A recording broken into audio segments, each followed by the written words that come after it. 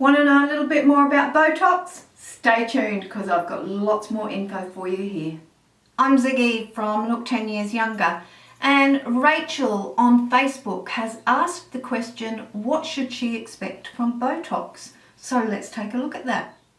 Botox or Dysport, they're both brand names of the botulinum product, and that product is injected into your skin to relax or soften and in many cases even eradicate wrinkles on your face.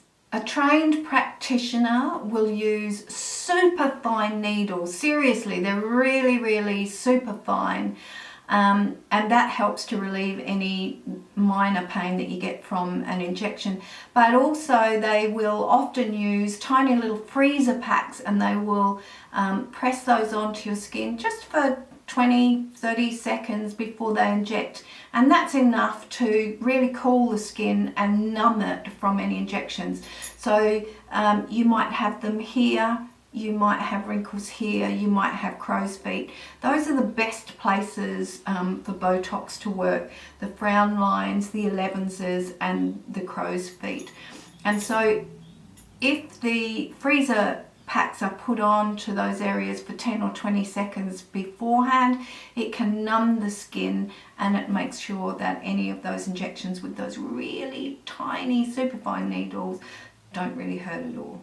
The theory behind Botox is that it is injected into the muscles that cause the skin to move. So when we smile, for example, our muscles cause our skin to move, and it puts that skin into folds, and when we do that repeatedly, that's when you get wrinkles.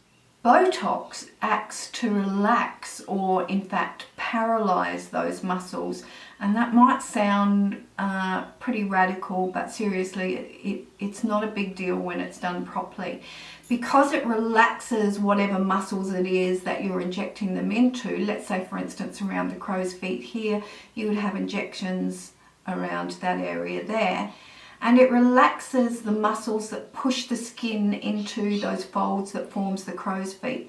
So you can still smile. I've had Botox around here, for instance, and I can still smile, but it stops the skin from going into those folds on a regular basis, so it eradicates the wrinkles from the folding skin.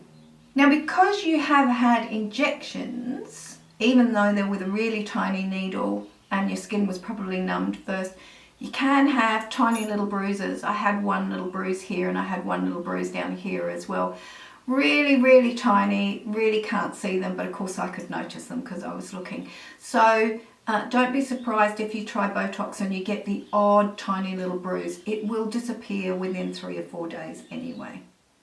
You can expect to see results from your Botox injections from about the 3rd day. For the first 3 days, nothing will look any different at all, but then from the 3rd day you'll start to notice that your muscles don't move in the same way that they used to, and that the wrinkles are really disappearing.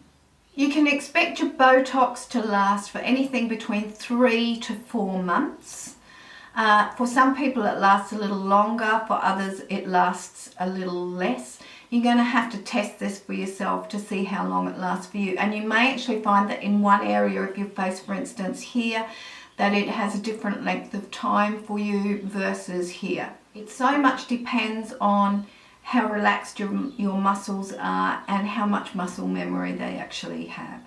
One of the good things about the fact that it only lasts 3 or 4 months or so is that if you don't like the effect, it's going to wear off. So if you're concerned about the aftermath, you don't need to be. It's only temporary. Of course, a downside to it only lasting 3 to 4 months, though, of course, is that for maintenance purposes, you need to keep having it done. I cannot emphasize enough how important it is that you find somebody who's experienced and who's qualified to do Botox. There are so many stories out on the internet about people who have overdone the Botox and who've got a frozen face and it just doesn't move, or on some instances the skin can become almost glassy looking. So it's really important that you find somebody who really knows their stuff. However, when it's done well, you shouldn't have a frozen face. I've had my 11s done, I've had my crow's feet done, and I've also had my droopy mouth done. This top half of my face was the most successful. My face is not frozen and I can still move it lots. Okay, lovelies all, if you have a question related to beauty, especially if you're a mature lady like me, please post it in the comment below. I'll read all of your comments and I'll try my best to answer your questions for you. Don't forget to give me a thumbs up if you've enjoyed this video, and click up here to the subscribe button if you want to see lots more answers to your questions. I look forward to seeing you again in my next video. So in the meantime, have a fantastic day. Love you lots. Bye.